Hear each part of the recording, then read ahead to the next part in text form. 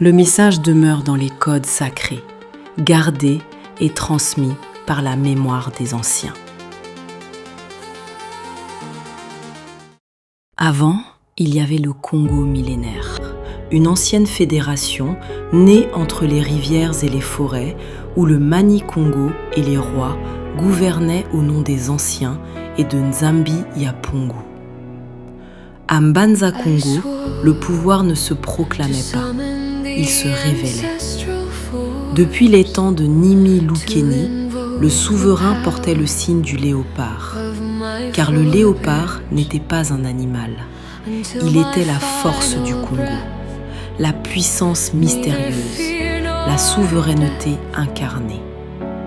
Celui qui portait sa peau ne devenait pas l'animal, il devenait celui qui avait dompté le monde.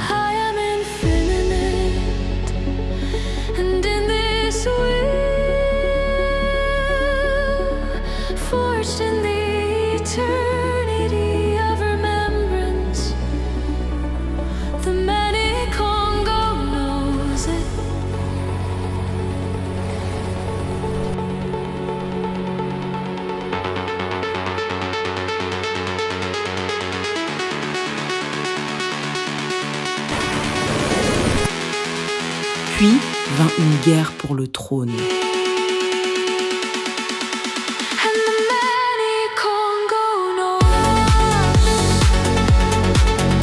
Et selon la mémoire du Congo, le ciel s'ouvrit. 5 êtres descendirent, 5 épées flamboyantes.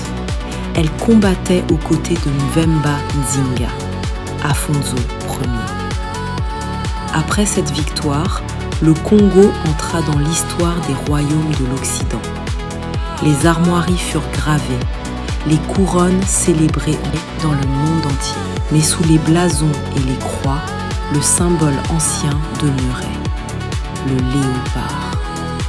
Car au Congo, le pouvoir ne vient pas seulement du trône, il vient de ceux qui savent maîtriser la force du destin.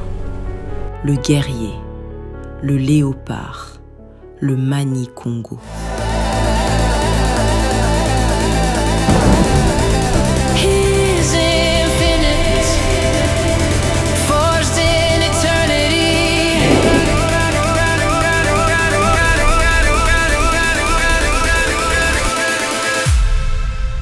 And the Mani-Congo knows.